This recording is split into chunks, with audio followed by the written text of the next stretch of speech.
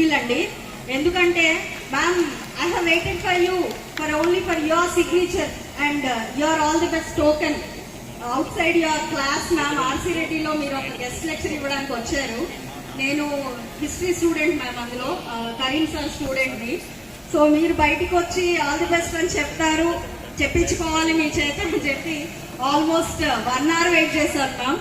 అయితే anthropology students అందరూ కూడా నన్ను తొక్కేశారు మ్యామ్, రానివ్వలేదు.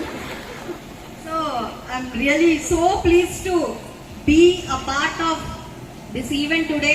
ఐఎమ్ రియలీ ఫీలింగ్, అంటే ఒక పొలిటీషియన్ గా నన్ను పిలిచారు కానీ ఈరోజు ఇలాంటి గొప్ప వ్యక్తులతో ఈ స్టేజ్ షేర్ చేసుకోవడం I'm really feeling as a honour ma'am. Thank you so much.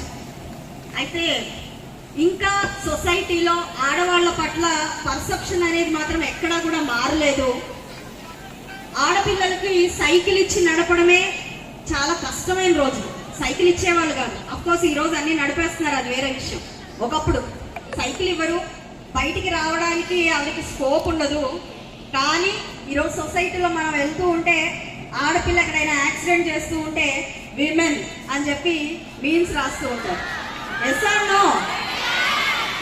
వాళ్ళకి అవకాశం ఇచ్చినప్పుడు కదా, అప్పుడు అవకాశం ఇచ్చి ఆ కాంపిటీషన్ పెట్టి అబ్బాయి బయటకు వచ్చి నడిపినన్ని సార్లు అమ్మాయి కూడా నడిపి ఉంటే there is no comparison at all. కానీ వీళ్ళు ఆ ఛాన్సే ఇవ్వలేదు.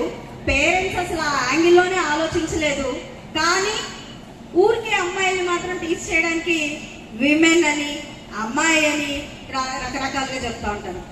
ఆ పర్సెప్షన్ చేంజ్ అవ్వాలి సొసైటీలో. అప్పుడే చాలా చాలా అద్భుతాలు జరుగుతాయని చెప్పి నా అభిప్రాయం.